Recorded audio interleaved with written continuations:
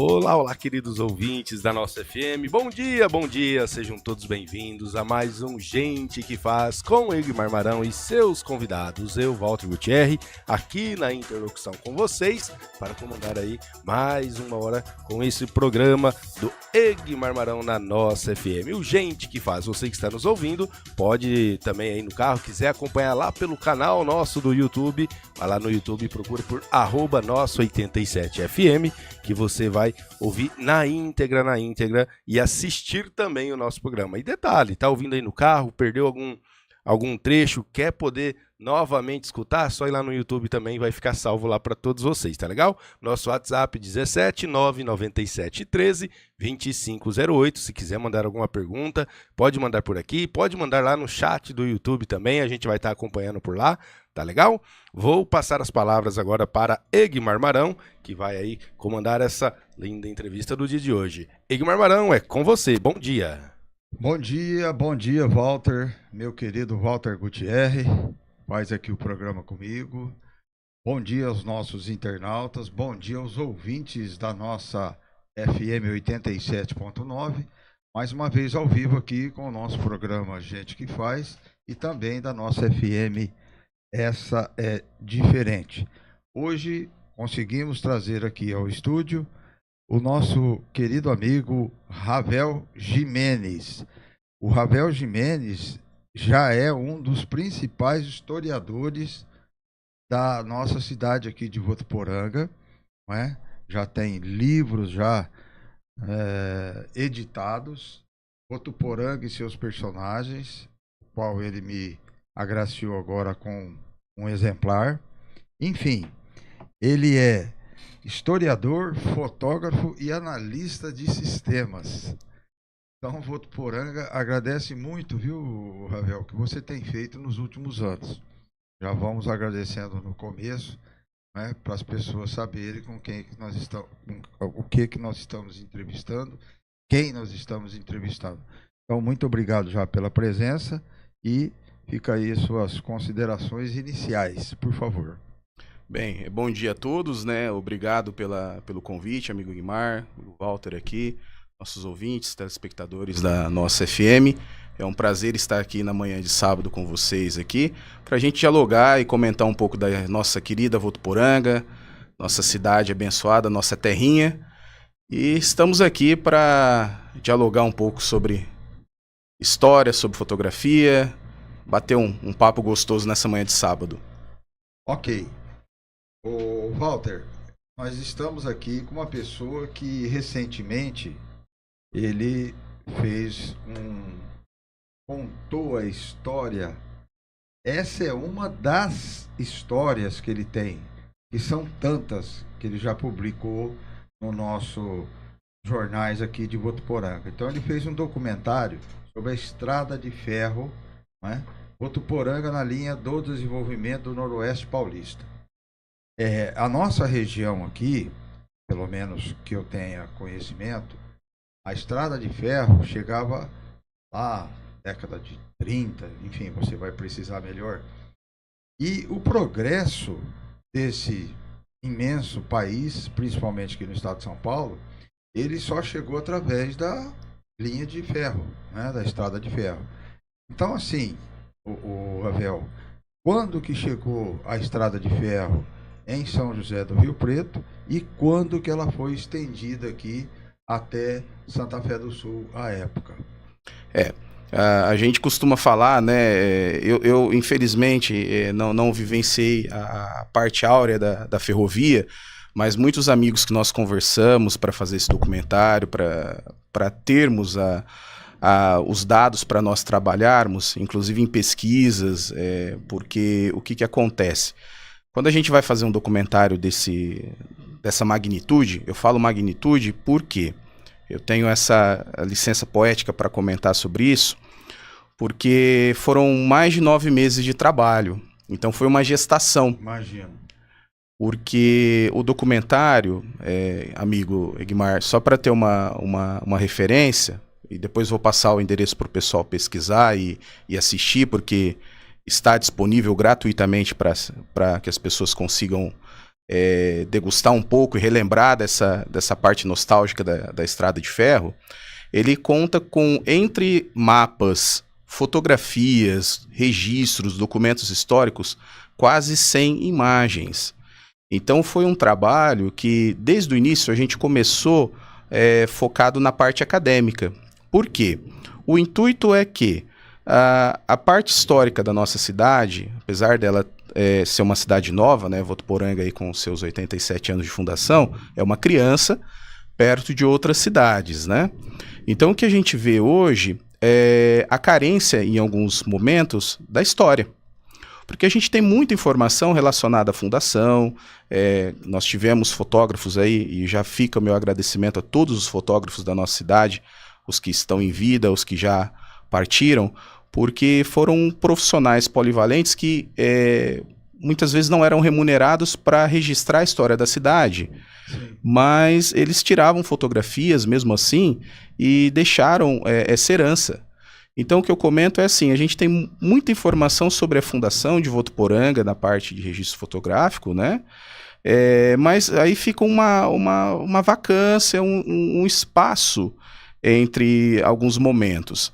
E a ideia desse documentário foi a gente resgatar nessa parte específica da Estrada de Ferro com essas informações.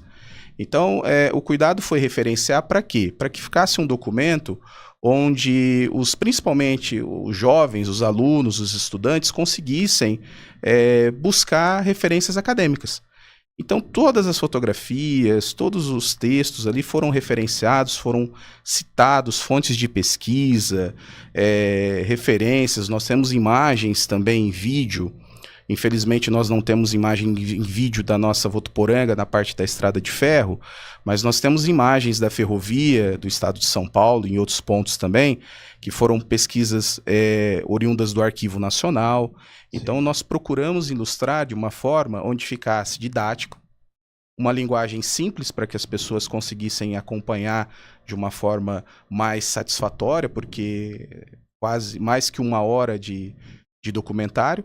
Então, a gente fez esse reforço, contando essa parte da história desde o início, tá? Se você me permite comentar, são 5 capítulos, né? Então, como nós dividimos essa parte para que todo mundo tivesse acesso à informação que necessitasse. O primeiro capítulo a gente conta a história de Votuporanga antes de ser Votuporanga. Sim. Então nós temos ali registros e imagens, mapas daquela época. Nós contamos a história uma breve história de Francisco Schmidt, como ele, inclusive com fotografias, tá? Que é muito importante a gente destacar. Como ele veio para o Brasil, brevemente falando, como ele adquiriu e se tornou o Barão do Café, adquiriu os terrenos aqui que hoje está fincada a nossa cidade, Votuporanga, e a gente conta um pouco dessa história. No segundo capítulo, a gente foca na fundação da cidade. Então a gente comenta como era Votuporanga, como foi feito esse trabalho, com os pioneiros da época, com pessoas que a gente tem que relembrar eternamente, como Sebastião Almeida Oliveira, como Pascoal Albanese e tantos outros, Germano Robac, tantos outros pioneiros do início que vieram antes de Votuporanga ser Votuporanga, né? Já no terceiro capítulo, a gente conta sobre as estradas da nossa região. Como eram as estradas, né, o trajeto, porque na época a gente nem poderia considerar como estradas, mas como era o trajeto naquela... Estradas, né? Exatamente, a gente estava conversando antes aqui, né? Você estava me contando aí de alguns percalços sobre essa questão da estrada, e então é importante que a pessoa, né, o nosso espectador, nosso curioso ali, consiga entender como era difícil. Hoje você pega numa rodovia duplicada como a nossa aqui, se a gente vai de Votuporanga a Tanabi, nós estamos ali, dependendo do pé do motorista ali, bem rápido, né? Sim. E naquela época não era assim, né? Existia uma estrutura bem rudimentar. Então a gente comenta sobre essa história. A rodovia, que depois acaba tornando um algoz da ferrovia, né? Porque a ferrovia ela acaba ficando em desuso devido à praticidade da rodovia. Mas nós contamos isso. No quarto capítulo, a gente conta da história da fundação da estrada, né? Então, na verdade, da EFA, né? Contamos sobre essa parte, destacando desde a sua criação em Araraquara, toda a parte histórica. Para no final, no quinto capítulo, que é o maior, a gente conta como a ferrovia chegou em Votuporanga, como a estrada de ferro atracou por aqui, e depois ela foi até a barranca ali do Rio Paraná, né, até a cidade de Rubinéia, que antigamente chamava Presidente Vargas, né, mas passou por Santa Fé, passou por toda a nossa região, e como esse progresso veio trazendo sonhos para a nossa região, né? Sonhos e progresso. Sim. Tem a retalhar e muito.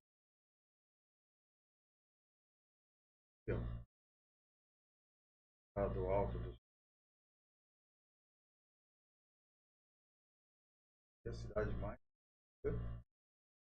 famosa de toda a nossa região. Ela era a última cidade que até chegarmos em também aqui na barranca.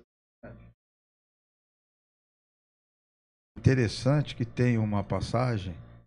Meu avô foi prefeito de Itanabi de 1934 a 1938, por parte da minha mãe. João Portugal, até o nome dele. Que o coronel Militão, que era praticamente o xerife aqui de toda a região, em todos os sentidos, nada acontecia sem passar pelo coronel Militão, né? E eu não me lembro também, lógico que aí parece um pouquinho mais de buscar, teve um alto funcionário do governo, à época, quando o coronel Militão era prefeito de Itanabi, e ele estava jogando bilhar, conta a história, a lenda, não sei, num bar lá. Aí o cidadão chegou para traçar a estrada de ferro que vinha vindo. Ele era um membro do governo estadual. Ó, senhor Militão, fulano de tal tá lá na prefeitura esperando o senhor. Não. Vou acabar de jogar aqui meu bilhar, isso e aquilo. O cidadão foi embora e a estrada de ferro não passou por Itanabi, e sim por Engenheiro Balduino, que acabou causando, logicamente, um transtorno para a cidade ali de Itanabi. À época, isso conta-se a história, né? Se é verdade ou não, a coisa é meia complicada. Mas assim, Ravel, você tem exatamente mais ou menos quando chegou em São José do Rio Preto? Sim, desculpa, acabei empolgando um pouco nessa parte, mas Não, mas foco que o assunto é empolgante, né? A gente vive, faz uma retrospectiva que nós hoje aqui, eu já com a idade um pouco avançada. Nada, né? gente, é um menino que... E vocês são novos, tanto o Walter quanto você, mas é uma coisa assim que a gente vai numa imaginação, vai fazendo um filme, né, a bem da verdade. O que acontece? A Estrada de Ferro ela chega por volta de 1912, 1914 em São José do Rio Preto. E aí é um ponto importante falar que se destaca, e é um ponto que a gente comenta, porque a partir daí a gente começa a analisar como, com provas realmente materiais, de como a Estrada de Ferro ela, trabalhou no desenvolvimento da cidade.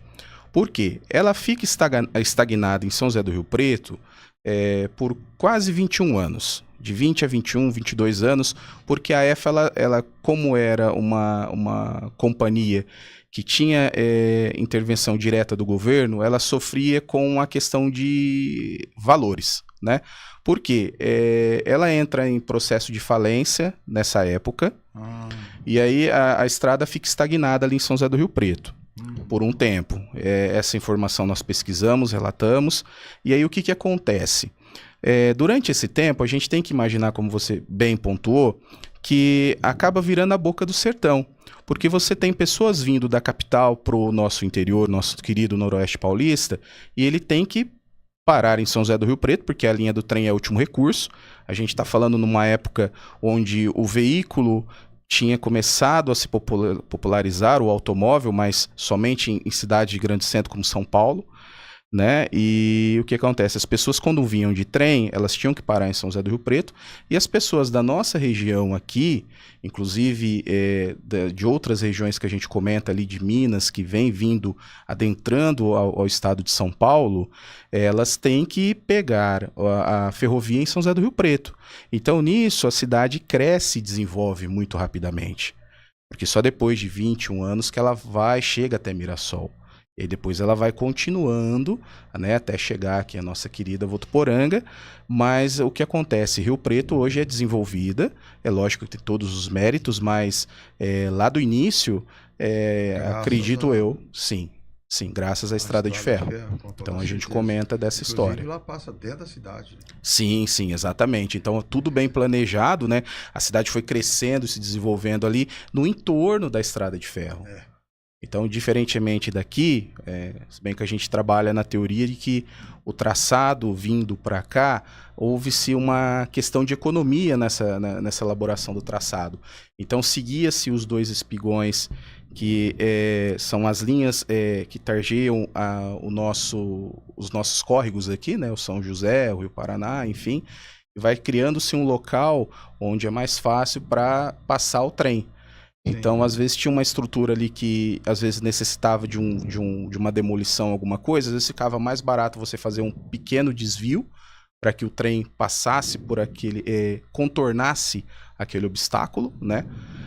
Do que às vezes você fazer uma implosão, uma demolição ou uma destruição braçal daquela região ali para conseguir passar a linha. Então foi sofrendo o nosso trajeto, também por muita intervenção política, né? Porque todos os prefeitos, né, com exceção de alguns que você comentou aí, queriam ter a história da... que eu escutei falar, eu já escuto há muito tempo. Sim, são histórias que a gente ouve e acredito que tenha um fundo de verdade, sim, porque naquele tempo muitos às vezes desconheciam, né, é difícil, né, a gente imagina assim, nós, quando surge uma novidade, né, a gente às vezes fica meio receoso em querer aderir a essa novidade. Você imagina naquela época que a gente não tinha uma imprensa, uma mídia tão popular como nós temos hoje. Então, às vezes, as pessoas tinham um certo receio da Estrada de Ferro, até por sua magnitude, né? Você vê uma locomotiva, né? Você vê aquela Maria Fumaça, aquele barulho maravilhoso, aquilo ali, para as pessoas mais simples, mais humildes, chega a ser assustador, né? Porque é gigantesco, né? Tudo muito... A EFA, ela tinha uma estrutura muito bem organizada. Então, tudo era gigantesco. Ela não era estatal, né? Ou era mista? Ela passou por momentos, sim, que o governo assume, né? Tem momentos que ela é de sociedade mista, nessas transições. O que a gente tem, que é um ponto importante a gente destacar, foi a dificuldade de encontrar documentos relacionados à EFA. Ah, tá. Porque a gente tem o Museu Ferroviário em Araraquara, e eu entrei em contato com os amigos lá, e material daquela época tem pouquíssima coisa, pouquíssimo documento. Então, o que acontece? A gente tem as informações relacionadas no Diário Oficial, que o Diário Oficial já vem dessa anterior a essa época, então hoje está tudo digitalizado, né? Então facilita a pesquisa, mas ela sofre com essas intervenções, sim. Ela tem o quadro societário por fazendeiros à época, e no momento ela sofre uma transição para o Estado, depois ela cria uma sociedade mista, então tem sempre uma reciclagem dessa diretoria, né? E aí surge essa questão, né, de falar, pô, por que a estrada não passa aqui do lado de casa? Um exemplo falando. Então tem essa intervenção. Isso vem antes mesmo de Rio Claro ali, aquela nossa região, e vem até o final aqui, tendo essas intervenções, não tantas, né, depois dos anos 60, dos anos 70, mas antes disso teve muita intervenção política nessa parte. Ah, com toda certeza. E o interessante é que naquela época, como nós tínhamos um meio de transporte, né, já as empresas aqui em Votuporanga, empresários, enfim, quem tinha que ir a São Paulo, a única maneira, logicamente, de automóvel, porque o asfalto ainda estava chegando em Rio Claro. Então imagine vocês, ouvintes, andar daqui em Rio Claro 350 quilômetros de terra para ir a São Paulo depois. Eu não sei quando que chegou o asfalto em Rio Claro, mas também, com certeza, foi bem lá atrás. E aí o que restou para esse, né, para esse lado aqui grande desse estado de São Paulo aqui? A linha férrea, né, a ferrovia, que você ia até Araraquara, depois ia, acho que Rio Claro, né, para fazer baldeação, um negócio assim. Tinha essa questão da bitola também, né? Porque Isso, tinha a da bitola bitola, métrica, exatamente. né? E a bitola larga, né? Então, Exatamente. para contextualizar E para de o Rio ouvinte, Claro para frente, se não me falha a memória, já era elétrico, né? tinha também, foram os pioneiros, porque aí já entra a Companhia Paulista. Isso.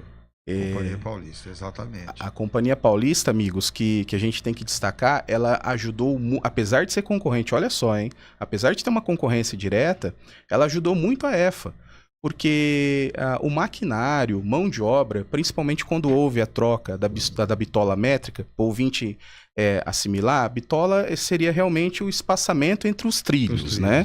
Então existia a distância de 1 metro, e posterior, quando foi criada a bitola larga, era 1,60 m. Então, esse 1,60 m, o que acontece? Os carros, né, os vagões, as locomotivas, né, eles tinham que, quando você tinha uma bitola métrica, ia passar para a bitola larga, tinha que fazer a baldeação, então era vagão por vagão, tinha que fazer a mudança ali que acontecia em Araraquara. Então, você perdia muito tempo para fazer essa mudança.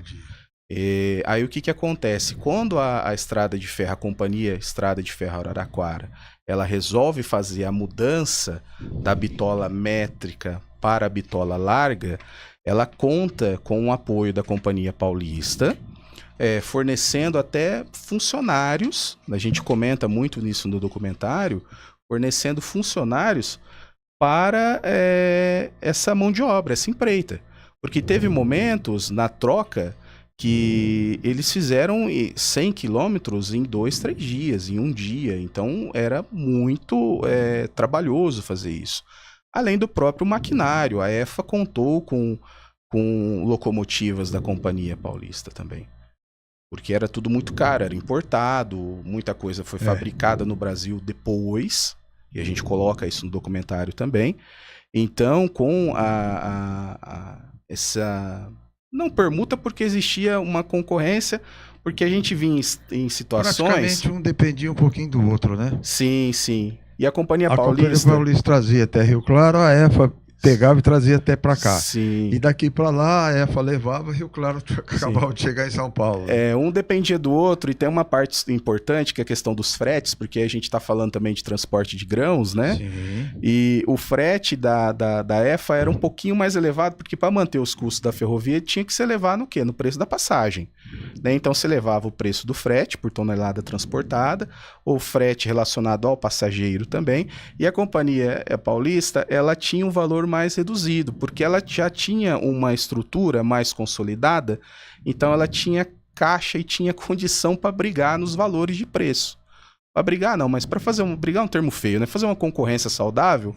E muitas vezes, na época, o preço sofria muito, porque a EFA ela tinha que equalizar os valores, e nisso ela ia tomando o que a gente fala de tinta, né? Ela ia tomando prejuízo, porque para conseguir manter tudo isso, toda essa estrutura, ela tinha que baratear um pouco o preço das passagens, e com isso o custo operacional se elevava e não tinha como suprir essa demanda, né? Porque você tinha preços um pouco mais reduzidos do que o que deveria ser realmente. Bom, queridos internautas, estamos aqui, queridos ouvintes da nossa 87.9, meu querido amigo Walter Gutierre. O Walter tem programa ao vivo aqui na rádio. Que legal. O Walter faz hoje Cavi contra Monte Azul Paulista. Aliás, vai aqui uma crítica contundente, coisa que eu não gosto de fazer, mas é inacreditável, independentemente dos interesses financeiros que falam mais altos, né? um jogo às 15 horas. Meu querido Walter, todo mundo vai entrar, com certeza, com 10, 15 copinhos de água na cueca. É isso. Jogo, né? A diretoria do Clave explicou, né? Como é a final e vai ser transmitida pela Cultura, pela Record, é o único horário que tem na grade da televisão. Então, Mas é judieira. A vantagem um pouco aqui de Votuporanga, que eu percebi nos outros jogos que a gente fez às 3 horas da tarde, na área coberta, né?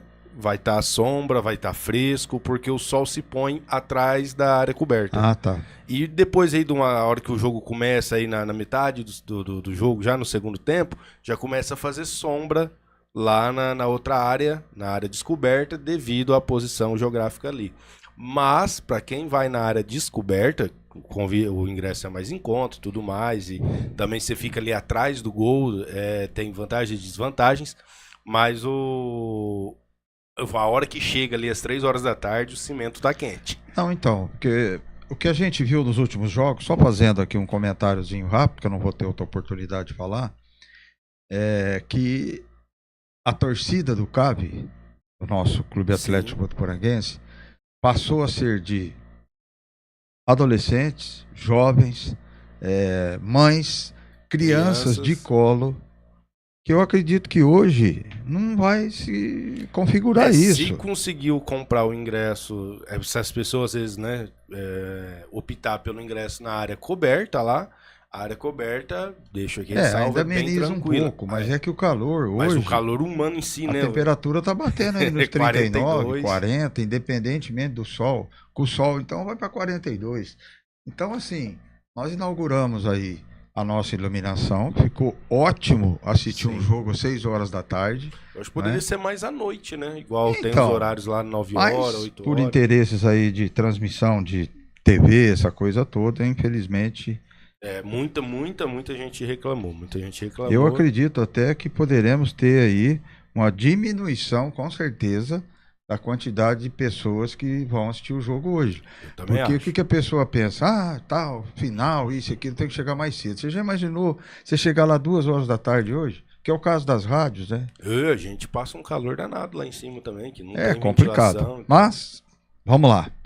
Estamos aqui no estúdio com o nosso querido amigo Ravel Jimenez, que é analista de sistema, fotógrafo e historiador, e fez um magnífico documentário sobre a Estrada de Ferro Araraquarense, não é? Na nossa região aqui.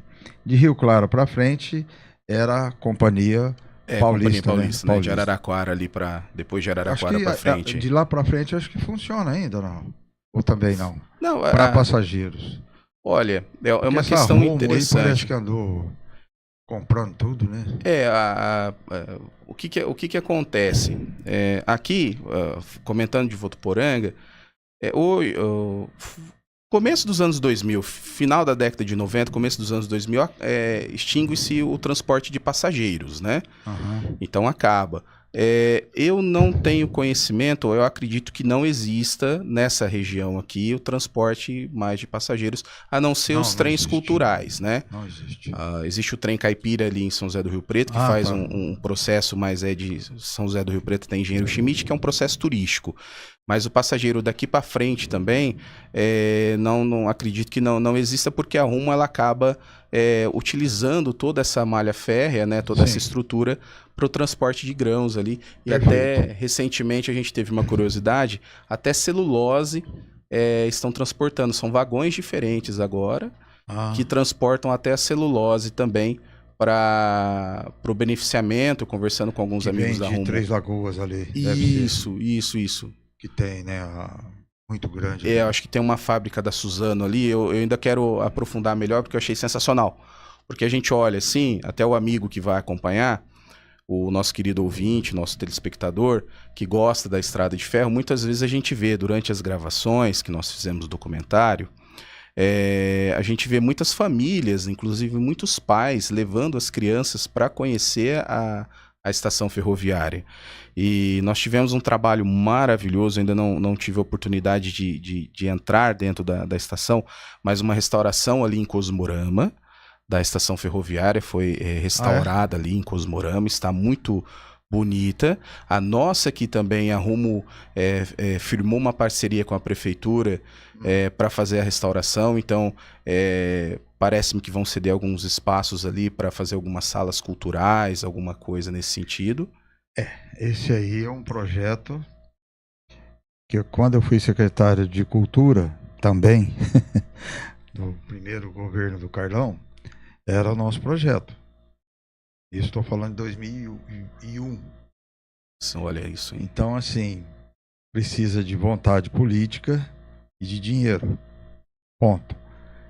Porque o bairro da Estação, ele teve uma época que ele chegou a ser quase que um dos mais populosos da nossa cidade. E de extremíssima importância também, não é?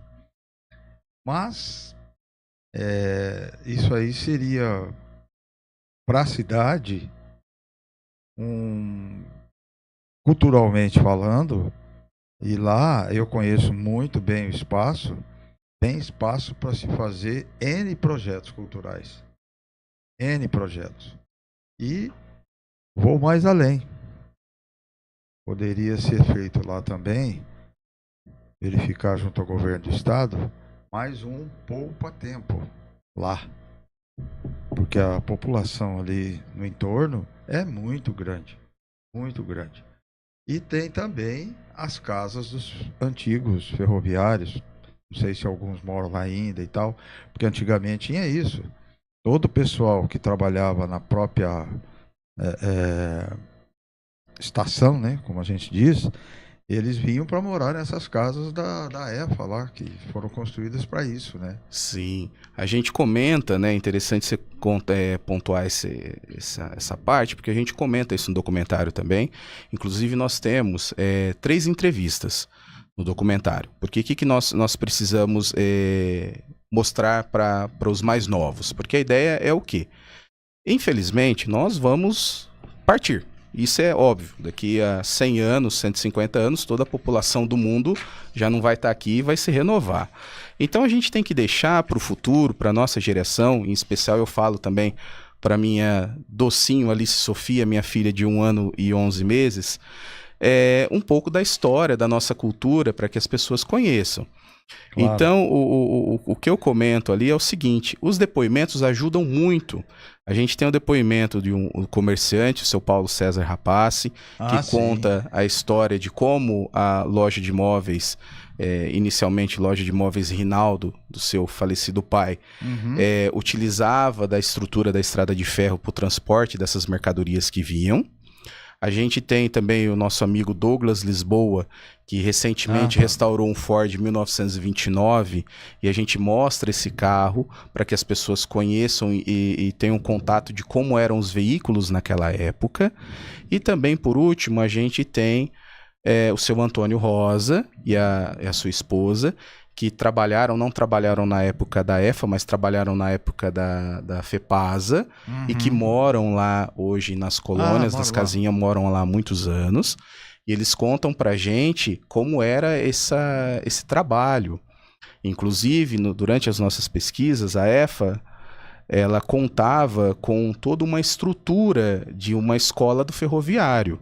Isso também em Araraquara, onde as pessoas iam para se formar maquinistas, chefe de estação, supervisor de linha, e ela construía em pontos estratégicos locais onde essas pessoas poderiam morar, que hoje é a nossa colônia da FEPASA ali, as casinhas depois da linha do trem, que estão lá até hoje, né, construídas há mais de 70 anos, e tem aquela arquitetura muito pitoresca e interessante, onde você tem ali a abreviatura de EFA nas casas ali, né, Estrada de Ferro Araraquara, a caixa d'água, toda a estrutura que foi construída ali para acalentar esses trabalhadores que dedicaram boa parte da vida junto à ferrovia. Com certeza. Inclusive, não só eu, mas muitos e muitos ouvintes aqui, internautas, sabem do que eu vou falar. Nós tivemos vários e vários amigos e amigas que moravam lá. E eu frequentei várias casas ali, porque a gente estudava no Instituto Manuel Lobo, e as pessoas que moravam lá, na estação, vinham para estudar. E fazíamos amizade, e à tarde íamos lá estudar na casa deles, que era muito interessante para a gente, porque de vez em quando passava um trem, né? A gente ficava todo animadinho. Sensacional, né? Coisa maravilhosa. E teve uma época, o Ravel, talvez você tenha tido essa informação. Interessante, Walter Gutierrez. Nós íamos, não sei se era 7h30 ou 8 horas, que o trem passava também, não sei se ele ia para São Paulo ou voltava. A gente ia, ficava com o carro, bem ali próximo à linha de, né, bem recuado, lógico, com toda a segurança, só para ver o trem passar. As pessoas abanavam a mão e tal, era uma coisa muito interessante. Fazia parte da nossa adolescência esse tipo de, vamos dizer assim, de divertimento, né? Sim, mas era sim. maravilhoso. E aí também, isso já, ele passava e já não parava mais. Mas, um pouquinho para trás, ele parava para as pessoas descerem, para as pessoas subirem.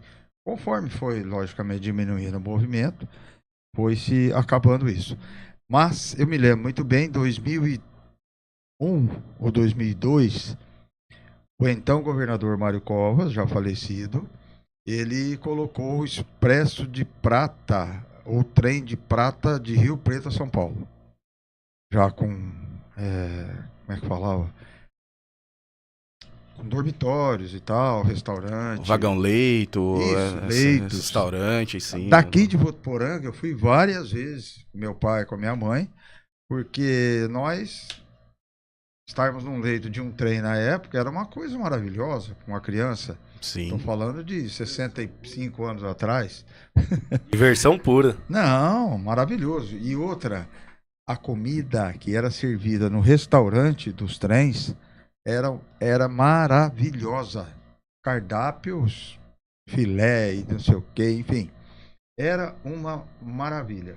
Mas também daqui em São Paulo, eram acho que 8, 10, 11 horas de viagem. Né? Você tinha que se alimentar e tal, essa coisa toda. Mas era uma aventura, era uma aventura. E para nós, logicamente, crianças e adolescentes, isso era maravilhoso. Eu estudei em Monte Abrasivo, interno, e uma vez por mês, ou cada 2 meses e tal, pegávamos o trem Balduino para descer aqui em Votuporanga. Então eu fui uma pessoa que andei muito de trem. Me lembro perfeitamente, um cidadão dentro do trem, ele vinha com um pacote grande, salgado e doce, olha o biscoito, salgado e doce, aquilo ficou na minha mente até hoje. Olha Ele só. falava dessa forma. E aí vinha aquele outro cidadão, bem vestido, bem trajado, de ferroviário mesmo, aqueles tiquezinhos que a gente recebia, e carimbando a passagem ali. Quer dizer, Perfurava, né? é uma história maravilhosa, né? Quem viveu isso, graças a Deus eu vivi.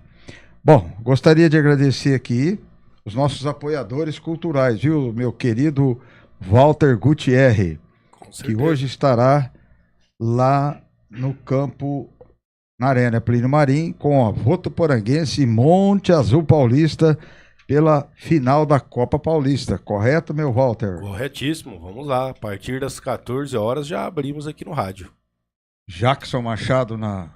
Hoje eu creio que o narração. Jackson não vai conseguir, devido aos compromissos políticos dele lá, se não me Ah, engano, tá. e outras atividades, né? Estamos Aham. aí na véspera das eleições também. Mas vai estar eu e o Jota Giolo lá, trazendo todas as informações da narração do Jota Giolo hoje. Ah, tá. Conhecido Zezo. Isso, exatamente. Bom, quero agradecer então os nossos apoiadores culturais aqui, a Faquini, a Imobiliária Morada, Vocical, Laboratório Diagnóstico, Marão Seguros e o grupo Gramadão.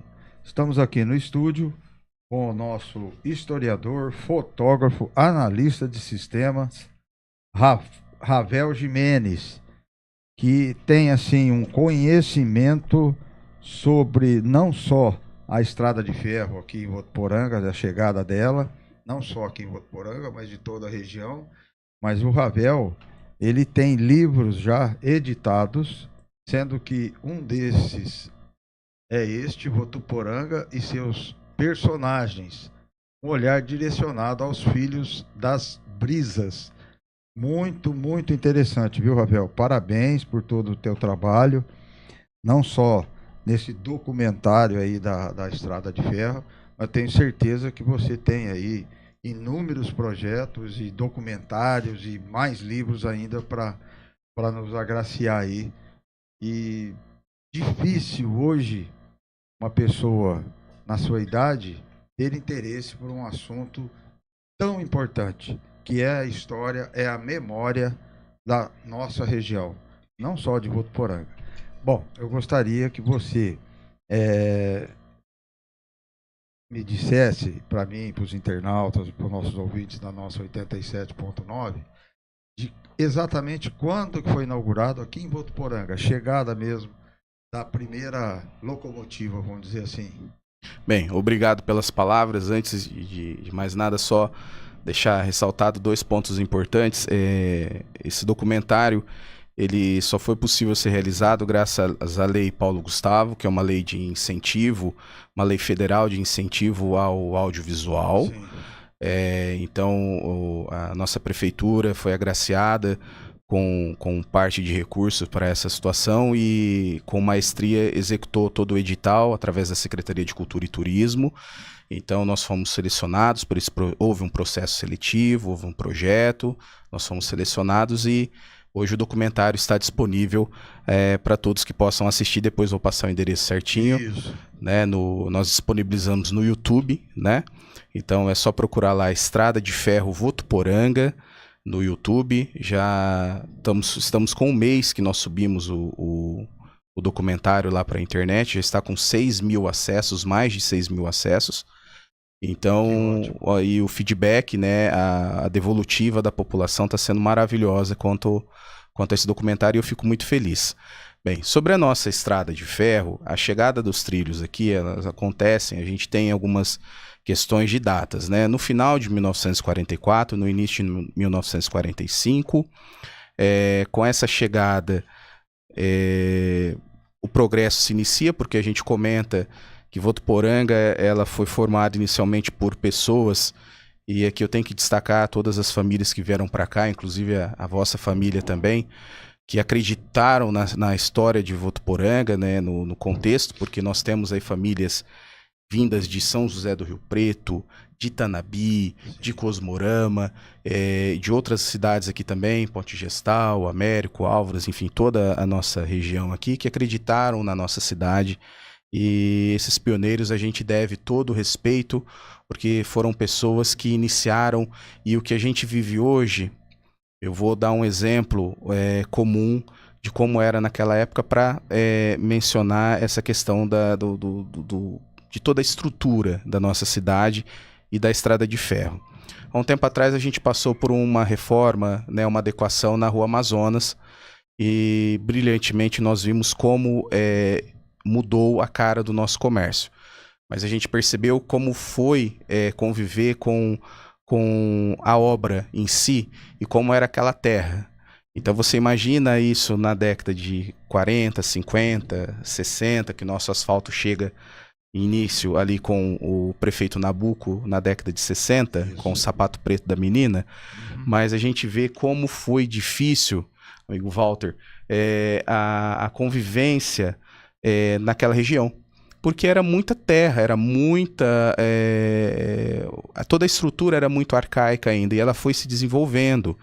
E com a chegada da Estrada de Ferro, muitos desses materiais vinham por esse local, porque a gente precisava de toda a estrutura. Então a gente precisava de mão de obra, que nós tínhamos aqui, com os nossos pioneiros polivalentes, mas a gente precisava de encanamento, a gente precisava de maquinário, a gente precisava de muitas matérias-primas, muitos insumos que vinham pela Estrada de Ferro. Além dos sonhos, né, de toda a cultura que a Estrada de Ferro transportou. Então a gente tinha a distância, né, nós temos a distância até hoje, caro ouvinte e caro internauta. E imagina hoje, para a gente sair do centro da cidade até a estação ferroviária, a gente tem aí uns 5, 10 minutos, né, de tempo. Agora você imagina naquela época onde era tudo terra, A gente tinha um aclive e um declive muito grande ali naquela região, onde hoje a Avenida Fernando Prestes Maia, né? E a gente vê como era difícil o deslocamento. Imagine época de chuva. Então, o progresso ele foi evoluindo e eu peço ao amigo que sempre analise, né, nossos amigos, sempre analise dessa situação. Como era a cidade, como a cidade foi evoluindo e foi crescendo. Então, a gente pensando desse lado, a gente acaba mais valorizando cada vez mais o trabalho dos nossos pioneiros. Porque Votuporanga só é o que é hoje, repito, graças à nossa população, graças também aos nossos governantes, que na sua maioria optaram por manter o progresso sempre à disposição. E hoje a gente vê essa necessidade de manter viva a história e a preservação histórica do patrimônio, porque é o que a gente tem hoje de lembrança, né? Como você comenta, a gente tem a lembrança em memória do funcionário da EFA ali dentro do vagão, oferecendo refrigerante, oferecendo doces, e a refeição também, como você brilhantemente comentou, da importância de toda uma estrutura e um conforto para o passageiro. Hoje, trazendo para os dias atuais, por exemplo, a gente vai viajar de avião, a gente vê as companhias aéreas cada vez mais enxugando o serviço de bordo, né? E naquela época não existia isso, né? A EFA, ela tinha todo um cuidado, desde o treinamento que a gente comenta, dos funcionários, e o funcionário também tinha direito ao passe livre. Então a gente tem histórias de ferroviários que saíam aqui da nossa estação ferroviária e iam até São José do Rio Preto fazer a compra do mês, porque eles montavam no trem aqui, desembarcavam, ou até mesmo em São Paulo, nos armazéns ali, e traziam. Então a estrada de ferro, além de transportar cultura, transportava sonhos, transportava todo esses insumos, esses grãos para o desenvolvimento da nossa cidade. Ô, Ravel, eu tenho assim uma visão, por exemplo, a ferrovia é tão importante, principalmente em países de largas extensões territoriais, ou seja, Brasil, Índia, Estados Unidos. Sim. Você vê os filmes de faroestes americanos de antigamente, hoje já não mais, mas ali a gente tinha uma ideia, não é? Que era a ferrovia se expandindo por todo o interior dos Estados Unidos. Na Austrália também isso aconteceu. Enfim, aí eu chego à brilhante conclusão. Eu não sei, logicamente você, o próprio Walter, podem opinar também, que se não fosse a ferrovia, eu acredito que não só nós, mas esses países, não é? Índia, Estados Unidos, Brasil, enfim, nós não teríamos o progresso, ou, logicamente, teríamos um atraso nesse progresso de anos e anos e anos. Porque o trem, um vagão de trem, eu me lembro muito bem, em Rio Preto tinha o autotrem. O que era o autotrem? Eu tenho certeza que o internauta não tem nem ideia do que era. Lá você chegava com o seu caminhão carregado, ao invés de ir a São Paulo por rodovia, você colocava em cima de um trem, vagões e vagões, punha lá o seu caminhão, você ia dentro do seu caminhão ou no vagão e só ia descer em São Paulo. De tão barato que era o transporte. Não sei se vocês já ouviram falar disso, mas isso teve muitos anos. Era a partir de Rio Preto, chamava-se autotrem. Interessante isso. Então, assim, quero a opinião de vocês, hein, Walter? Vocês acham que o transporte ferroviário, num primeiro momento, foi o maior, assim, que abriu mesmo esse país aqui para o progresso? Olha, é uma pergunta interessante. A gente vê alguns relatos, por exemplo, durante essas pesquisas, existe um livro chamado Álbum da Comarca de São José do Rio Preto, que ele é de 1929. Uhum. E nele tem uma parte específica contando da história de São José do Rio Preto e outras cidades que foram fundadas. Não tem Votuporanga, Votuporanga é fundado em 37, mas conta uma parte da história de Itanabi. Mas a parte específica de São José do Rio Preto, ele tem ali uma parte onde ele destaca os numerários referentes ao transporte de grãos e passageiros, né, de São José do Rio Preto. Então são números que no documentário tem também. A gente destaca essa parte também relacionada a Votuporanga, mas Votuporanga bem mais para frente. Mas eu gosto de comentar dessa parte de São José do Rio Preto, porque eu falo assim, era o recurso mais aprimorado e mais vantajoso para a época. Tanto a questão de custo quanto a questão de logística e rapidez para chegar, né? Demorava-se aí daqui de Votuporanga 10, 11, 12 horas para chegar até São Paulo, mas a gente tem que elencar para o nosso querido amigo que está nos ouvindo no momento, que as nossas estradas eram extremamente deficitárias. Não existiam, né?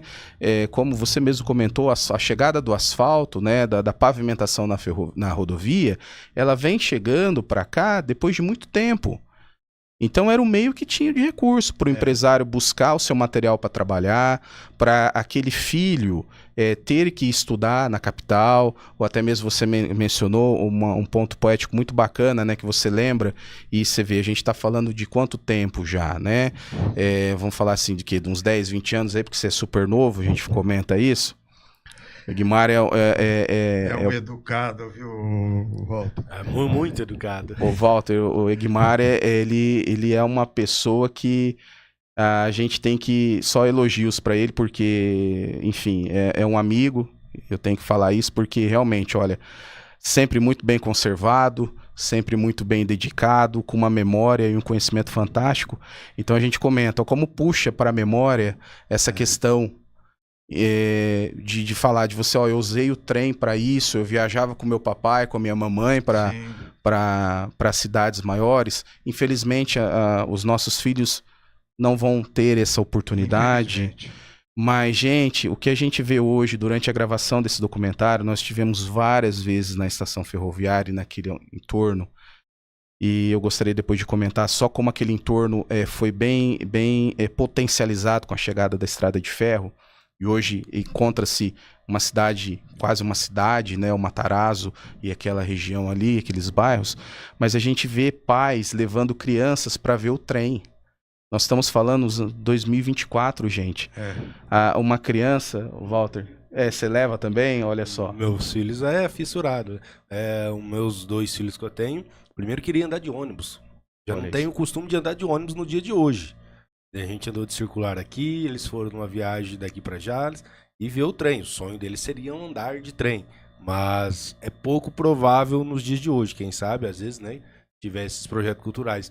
Mas é uma vivência ainda muito forte no dia de hoje, sim, essa cultura do fascínio das crianças e né, dos adolescentes até assim, ver o trem, né, em querer. Eu tenho certeza de uma coisa, dentro disso que o Ravel está colocando.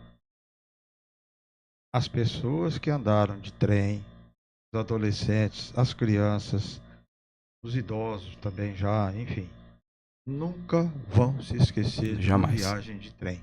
Porque é uma coisa maravilhosa. Você passa bem no entorno de fazenda, natureza, né? Aqui. É muito diferente da rodovia. Muito interessante. É uma pena, mas uma pena esse transporte para São Paulo ter sido, né, interrompido por várias razões, isso e aquilo. Mas, olha, era uma experiência, coisa fantástica. Chega a dar uma saudade de apertar o peito. Mas, desculpa, Ravel, você tá... Imagina, que isso. Não, fica à vontade, estamos entre amigos aqui. O que a gente comenta, né, por isso o documentário é importante, trazer essa nostalgia e para que a juventude, nossa juventude, conheça um pouco. Porque o que eu vou comentar aqui é uma situação particular minha. A gente começa a dar valor na nossa história depois que a gente vai ficando de mais idade, tendo mais experiência. Com certeza. Porque na época do colégio, e eu sou nascido e criado aqui em Votuporanga, na época do colégio, os amigos que estão assistindo também vão ter essa mesma situação, você já passou por isso também, mas vocês vieram de um momento onde vocês ainda tinham grêmio estudantil, tinha que cantar o hino nacional, o hino de Votuporanga. Eu sou um pouquinho mais novo. Na nossa época não tinha tanta obrigatoriedade, então a gente levava essa parte histórica meio que, apesar de ter tido ótimos professores de história, isso é válido a gente lembrar, mas nós como adolescentes à época, que achávamos que éramos donos da razão, a gente levava essa parte de história como coisa velha, como velharia. O brasileiro às vezes tem esse conceito, o americano não, o americano ele consegue guardar ali uma latinha de óleo, de ferro de 1980, ele guarda aquilo ali como relíquia, porque é uma relíquia e conta a história da evolução do país. Mas conforme a gente vai amadurecendo com a idade passando, a gente vê o quanto essas histórias sobre a nossa cidade, sobre o nosso país, são importantes para a formação das pessoas. Você cantar o hino nacional, você conhecer o hino de Votuporanga, é importante porque você tem o civismo dentro de você. Então você começa a gostar mais da história. Então o fato, igual o Walter comentou, de levar os filhos para conhecer, para viajar de ônibus, para viajar de trem, que hoje infelizmente não é possível, mas seria uma oportunidade, mas para ver o trem passar ali. Então a gente vê que são pequenos fatos que hoje em dia a gente está tão acelerado, eu vejo a gente tão acelerado, que naquele tempo não. O processo de uma viagem de trem, eu também tive a oportunidade de ir até São José do Rio Preto, Votuporanga, São José do Rio Preto, eu era muito mais novo, não me lembro tão bem, mas tem flashes da minha memória sobre isso. Mas era um evento onde você escolhia uma roupa bem adequada, era toda uma situação, você esperava por isso. Então eu comento, isso é um apelo para a juventude hoje, ouçam seus pais, ouçam seus avós, conversem com pessoas de mais idade, porque vocês acabam tendo um conhecimento de situações que vocês não viveram e, quiçá, jamais viverão. Porque é igual, isso comentou, por exemplo, eu tenho certeza que, por exemplo, a Alice, ela não vai conseguir viajar de trem e não vai ter esse prazer. Então ela só vai conhecer, como é a Estrada de Ferro, como foi a Estrada de Ferro, através de registros fotográficos e através de mapas, através de documentários. Então, por isso, o motivo de nós realizarmos documentários desse é por esse intuito. Muito importante. Só uma perguntinha, por Claro. favor, Abel. Esse documentário, você tem ele em PowerPoint também, ou vídeo, alguma coisa assim, não? O documentário todo, ele é um vídeo, Então, como ele é em vídeo. Tá. A gente subimos ele, Hoje o adolescente, nós upamos, Eles falam isso hoje, Mas o que é, meu querido ouvinte? A gente disponibilizou na internet, então ele está no YouTube, ele está de forma gratuita lá. Então, por exemplo, a pessoa ela pode acessar digitando Estrada de Ferro Votuporanga ou Ravel Jimenez, ou Votuporanga, que vai ter a Votuporanga Antiga também, que é um projeto que nós trabalhamos, que resgata essa parte audiovisual da história da cidade. Então ele vai ter acesso a esse documentário ali. Dentro do documentário, e até se você me permitir, vou te contar uma questão inédita, porque saiu ontem essa informação. À vontade. Pode colocar a vinheta aí, amigo Walter, de exclusivo, porque nós entramos com um pedido junto à Agência Nacional de Cinema, Ancine, para que esse documentário ele fosse registrado como documentário na Ancine. E ontem nós recebemos o positivo, o documentário foi registrado, ele está registrado na Agência Nacional do Cinema.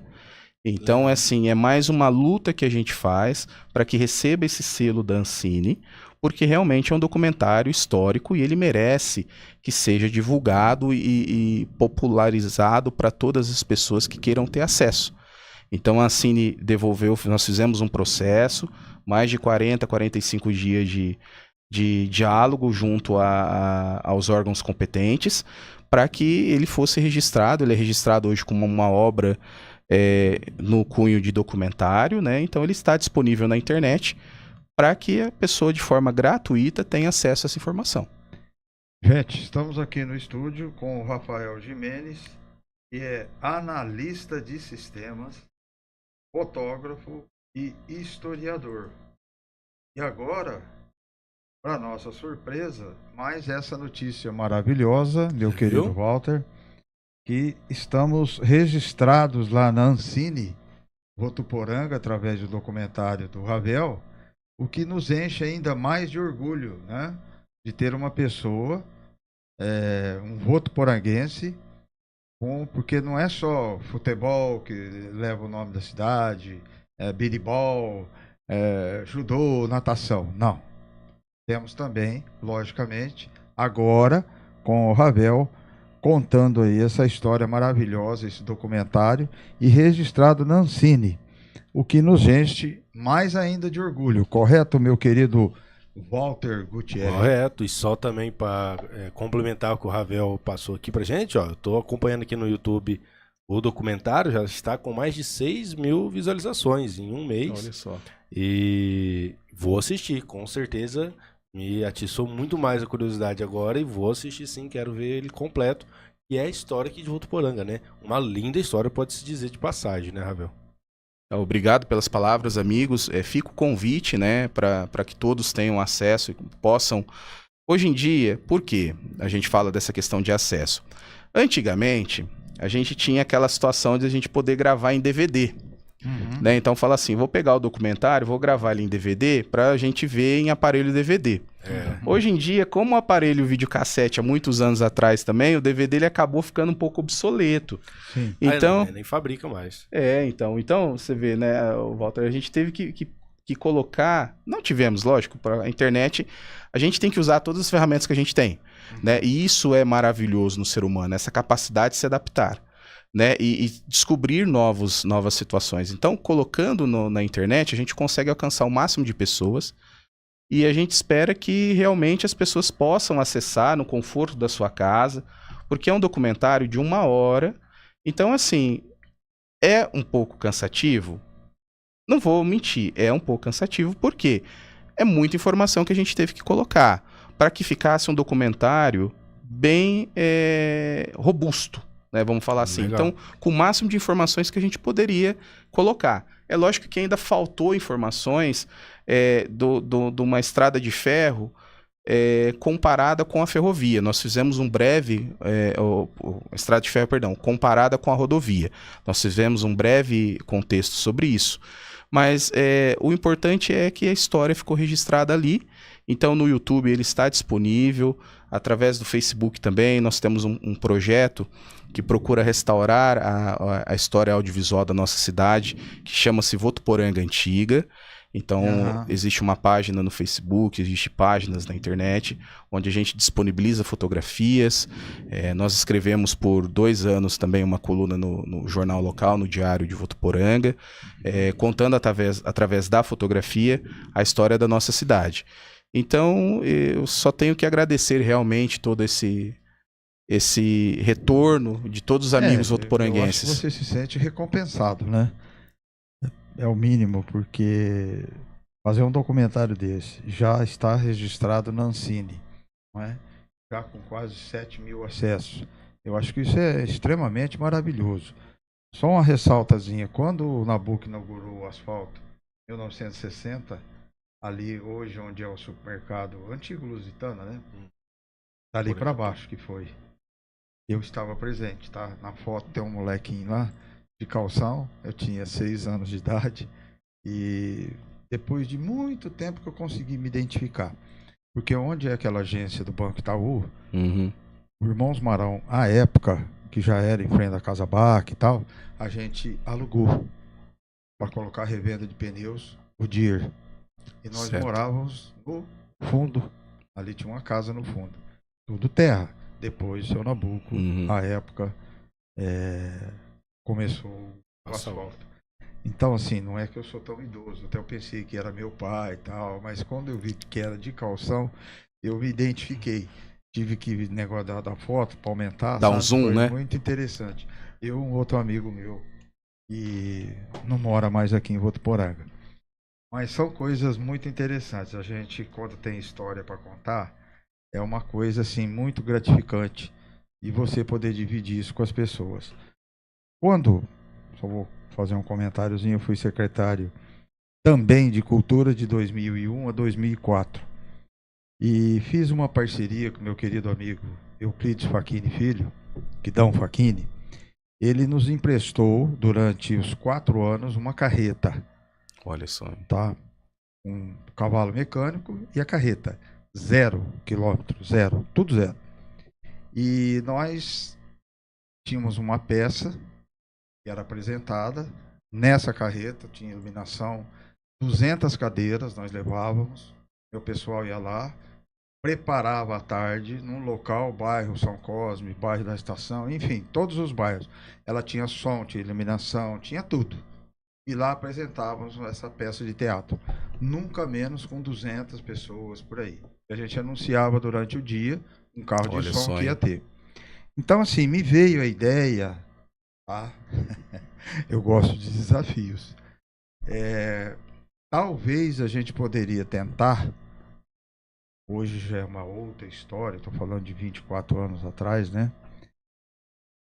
De levarmos reproduzir isso lá no bairro tal, entendeu? Levar a banda Zequinha de Abreu também. Olha só, poderia ser feita essa sensacional. parceria.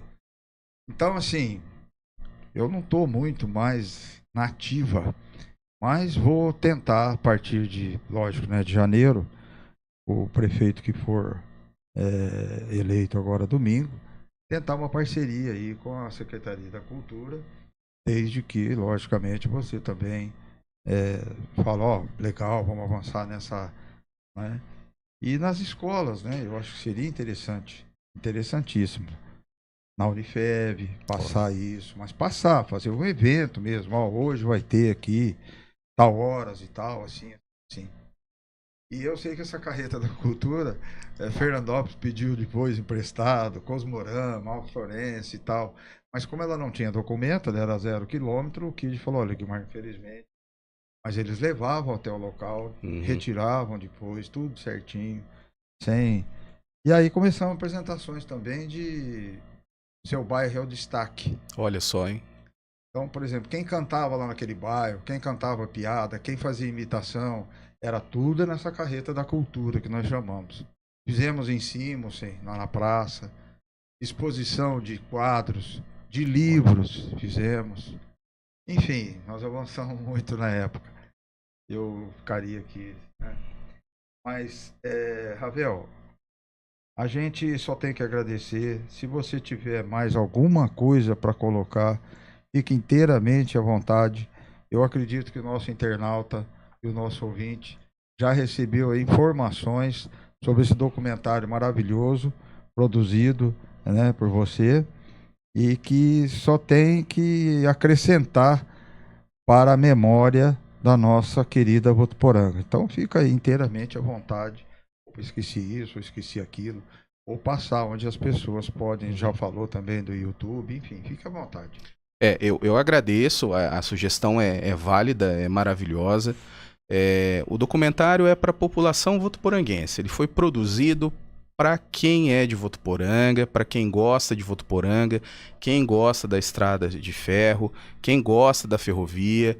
A gente vê muita gente ainda indo acompanhar o trem passar. Então o documentário está totalmente disponível para que as pessoas usem e abusem, né, vamos falar assim. Porque realmente a cultura ela tem que ser, ela não pode ficar centrada num local, ela tem que ser difundida para que mais pessoas tenham acesso. Por isso é importante, igual você mencionou, essa questão de poder levar cultura até os bairros, e isso é de extrema importância. Falando em bairro, só uma curiosidade que eu gostaria de destacar, porque é um bairro que nós temos no documentário, a gente comenta isso, nós temos um mapa de 1952, da década de 50, onde quando uma empresa um grupo de investidores de São Paulo compra o restante das terras da Teodorville, da massa falida da Teodorville, e monta ali o bairro Companhia de Melhoramentos e mais alguns bairros ali, eles fazem um projeto trazendo como protagonista a estação ferroviária. Então, nesse projeto, no documentário, a gente comenta isso também e mostra ali que, ao pegar o mapa para olhar, a gente vê que aquela região ali, com a avenida, todo aquele entorno, ele destaca ali a criação de uma prefeitura, destaca a criação de uma Câmara Municipal. Então, graças ao trabalho de pesquisa, a gente conseguiu buscar essa informação. Então, eu acho importante comentar ali também como a Estrada de Ferro, ela era vista com bons olhos, e até hoje é vista, mas sim, naquela época muito mais com os bons olhos. E realmente, no final, a gente comenta como ela foi virando, perdendo o protagonismo para a estrada rodoviária, principalmente com a nossa Euclides da Cunha aqui, e também a Périx Bellini, né, que acaba ligando, né, Votuporanga, ela é muito bem agraciada por duas rodovias ali, que conseguem, quem está em Votuporanga consegue basicamente para qualquer lugar do país, pegando uma rodovia ou outra, e rodovias duplicadas no estado de São Paulo é sinônimo de progresso. Então a gente conta essa parte da história da rodovia também, que acabou sendo a vilã da Estrada de Ferro, porque realmente aí com o aumento, graças também a grandes governantes que nós tivemos, como Juscelino Kubitschek, na popularização do automóvel, sim, então acabou ficando um pouco obsoleta a parte da Estrada de Ferro, mas nós comentamos sobre isso também.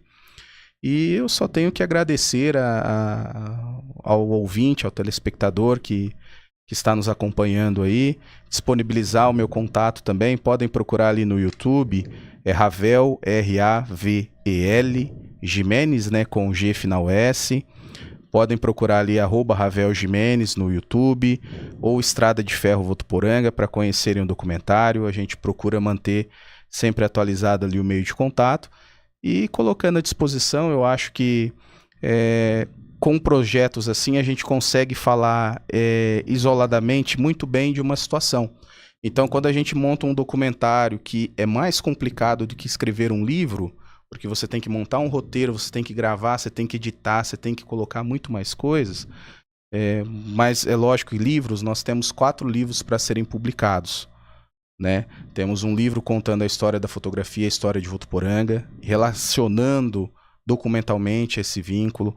A gente tem 2 livros da própria coluna Votuporanga Antiga que podem ser publicados, e nós temos esse roteiro da Estrada de Ferro também, que foi montado como um livro para que as pessoas pudessem, através da fotografia, né, conhecerem a parte histórica de Votuporanga.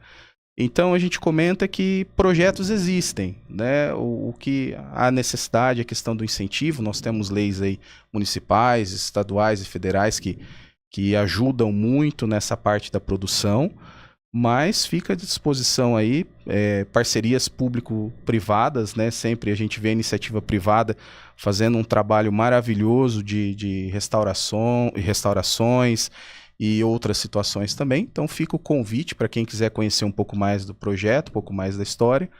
Estamos à disposição, e eu agradeço a presença calorosa aqui, a receptividade de vocês.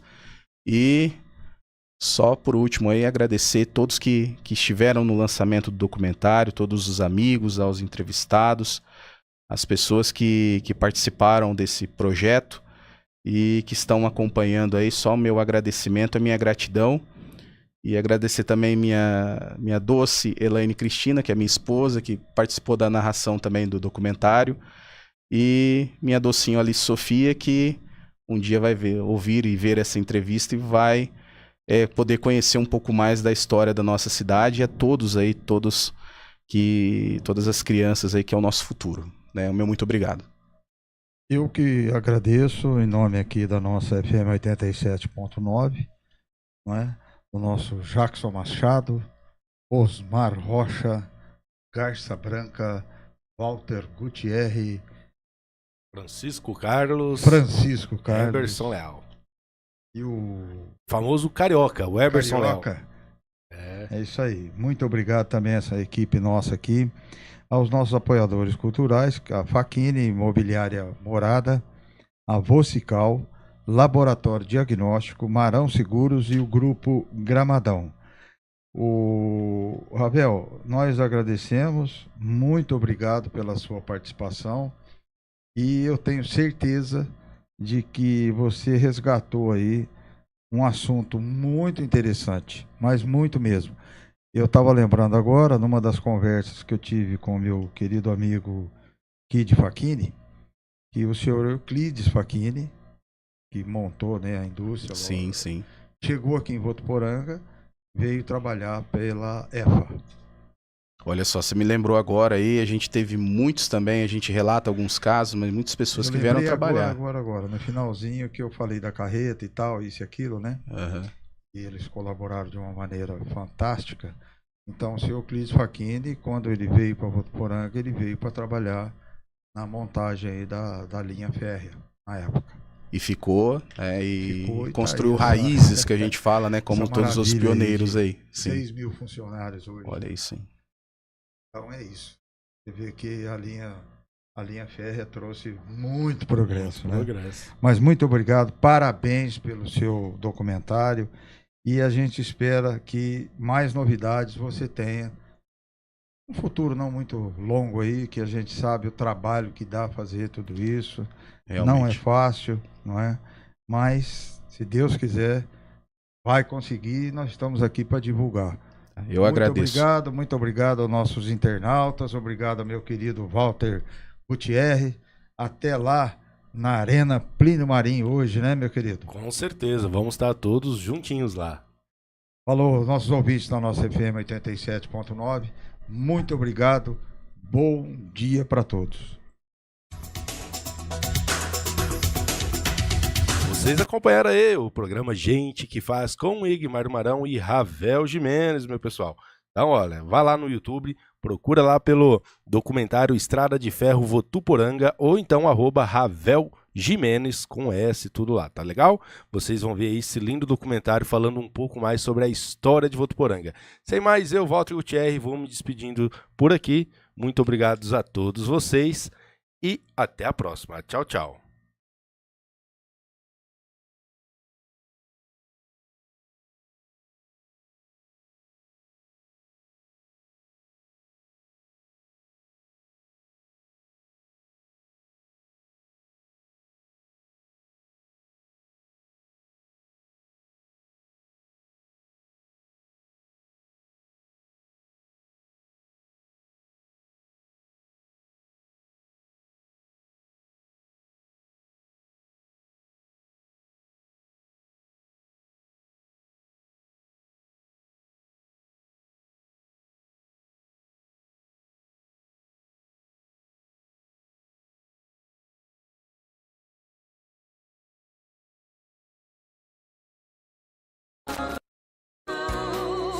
Não me deixe ir, você sabe que Aqui na sua 87, o sucesso não para. eu te amo, mas eu sei que a gente